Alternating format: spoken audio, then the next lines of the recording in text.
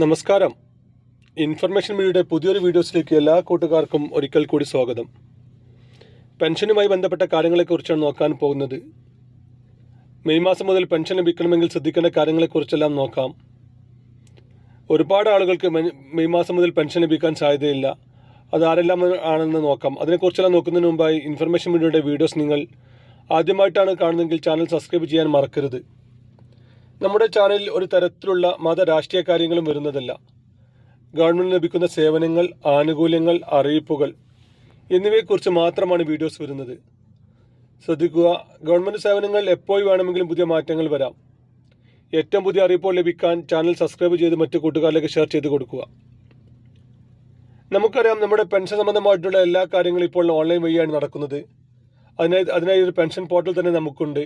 നമ്മുടെ പെൻഷൻ സംബന്ധമായിട്ടുള്ള കാര്യങ്ങൾ ചെക്ക് ചെയ്യാനും നമ്മുടെ പെൻഷനിൽ എന്തെങ്കിലും തരത്തിലുള്ള ബ്ലോക്കുകളോ മറ്റോ ഉണ്ടോ എന്ന് അറിയാനും, അതുപോലെ തന്നെ നമ്മൾ പെൻഷൻ മസ്റ്ററിങ്, വരുമാന സർട്ടിഫിക്കറ്റ് നൽകൽ, വിധവ പെൻഷൻ വാങ്ങുന്ന ആളുകൾ നൽകേണ്ട സത്യവാങ്മൂലം നൽകൽ എന്നിവയെല്ലാം കറക്റ്റ് സമയത്ത് നൽകിയിട്ടുണ്ടോ, അത് അപ്ഡേറ്റ് ചെയ്തിട്ടുണ്ടോ എന്നെല്ലാം കാര്യങ്ങളെല്ലാം ഒരു ഓൺലൈൻ വഴി നമുക്ക് അറിയാൻ സാധിക്കുന്നുണ്ട്.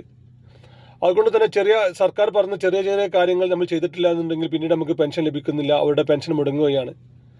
അതിൽ വളരെ പ്രധാനപ്പെട്ട ഒരു കാര്യമാണ് പെൻഷൻ മസ്റ്ററിങ്. കഴിഞ്ഞ വർഷം മസ്റ്ററിങ് പൂർത്തിയാക്കാത്ത ഒരാൾക്കും പിന്നീട് പെൻഷൻ ലഭിച്ചിട്ടില്ല. ഈ വർഷത്തെ മസ്റ്ററിങ് തീയതി ആഗസ്റ്റ് മാസങ്ങളിലായിരിക്കാം ഈ മാസം മസ്റ്ററിങ് ഉണ്ടാവുക. അതിനുമുമ്പായി തന്നെ ചെയ്യേണ്ട കാര്യങ്ങളെക്കുറിച്ചെല്ലാം വളരെ വിശദമായി നമ്മുടെ കഴിഞ്ഞ വീഡിയോസിൽ പറഞ്ഞതുകൊണ്ട് തന്നെ കൂടുതലൊന്നും പറയുന്നില്ല. അതുപോലെ തന്നെയാണ് വിധവ പെൻഷൻ വാങ്ങുന്ന ആളുകൾ നവംബർ ഡിസംബർ മാസങ്ങളിൽ നൽകേണ്ട സത്യവാങ്മൂലം.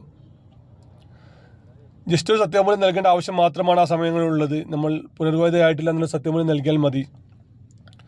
അത് കറക്റ്റായി സൈറ്റിൽ അപ്ലോഡ് ചെയ്തിരുന്നു നമ്മൾ ഉറപ്പുവരുത്തുക. അല്ലാത്ത പക്ഷം തുടർന്ന് അവർക്ക് പെൻഷൻ ലഭിക്കുകയില്ല. അതുപോലെ തന്നെ 3 വർഷം 4 വർഷം കൂടുമ്പോൾ സമയങ്ങളിലാണ് വരുമാന സർട്ടിഫിക്കറ്റ് നൽകേണ്ടത്. അതും ഒരു 30 രൂപയുടെ കാര്യം മാത്രമാണുള്ളത്. അത് ചെയ്യാൻ നമ്മൾ മടിച്ചു കഴിഞ്ഞാൽ പിന്നീട് നമുക്ക് പെൻഷൻ ലഭിക്കുകയില്ല.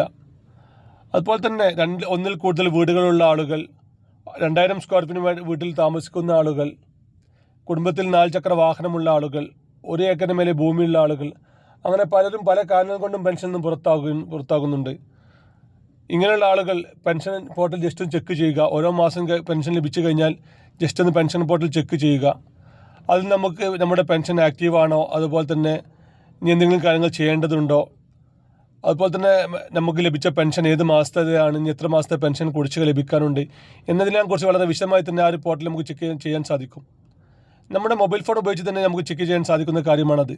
നമ്മുടെ മൊബൈൽ ഫോണിൽ ജസ്റ്റ് ഒന്ന് ഗൂഗിളിൽ പെൻഷൻ തിരച്ചിൽ നിന്ന് സെർച്ച് ചെയ്ത് കഴിഞ്ഞാൽ നമ്മുടെ പെൻഷൻ ഐഡിയോ ആധാർ നമ്പറോ അല്ലെങ്കിൽ അക്കൗണ്ട് നമ്പർ ഇതിൽ ഏതെങ്കിലും ഒന്ന് നൽകി നമുക്ക് തന്നെ ചെക്ക് ചെയ്യാൻ സാധിക്കും. ഈ സ്വന്തമായി ചെക്ക് ചെയ്യാൻ സാധിക്കാത്ത ആളുകളാണെങ്കിൽ വീട്ടിലുള്ള മറ്റാളുകളോടോ അല്ലെങ്കിൽ പഞ്ചായത്തിലോ വാർഡ് മെമ്പറോ നേരിട്ട് അന്വേഷണം നടത്തി നമ്മുടെ പെൻഷനിൽ ഒരു കാര്യങ്ങളും പ്രത്യേകിച്ച് ചെയ്യാനില്ല നമ്മൾ ഉറപ്പുവരുത്തുക. അത് നമ്മുടെ മാത്രം ഉത്തരവാദിത്തമാണ്. അങ്ങനെ എന്തെങ്കിലും കാരണത്താൽ പെൻഷൻ ആക്റ്റീവ് ആയിട്ടില്ല, അത് ബ്ലോക്കായി കിടക്കുകയാണെങ്കിൽ എന്ത് കാരണങ്ങൾ കൊണ്ട് നമ്മൾ ഒന്ന് കണക്ക് കൂട്ടുക. അതിലിപ്പോൾ 1 ഏക്കറിന് മേലെ ഭൂമിയുള്ള കാര്യം കൊണ്ടാണ് പെൻഷൻ മുടങ്ങിയതെങ്കിൽ അത് കാർഷിക ആവശ്യങ്ങൾക്ക് ഉപയോഗിക്കുന്ന ഭൂമിയാണെന്ന് പറഞ്ഞു കഴിഞ്ഞാൽ പിന്നീട് പെൻഷൻ പുനഃസ്ഥാപിക്കും. അങ്ങനെ ഓരോന്നിനും ഇനി വാഹനമുള്ളത് കൊണ്ടാണെങ്കിൽ അത് കുടുംബത്തിൻ്റെ ഉപജീവന മാർഗത്തിലുള്ള വാഹനമാണെന്ന് പറഞ്ഞാൽ അത് പിന്നീട് പെൻഷൻ പുനഃസ്ഥാപിക്കും. അങ്ങനെ ഓരോ കാര്യങ്ങളും എന്തെല്ലാം കാരണങ്ങൾ കൊണ്ടാണ് പെൻഷൻ മുടങ്ങുന്നത് കറക്റ്റ് മനസ്സിലാക്കി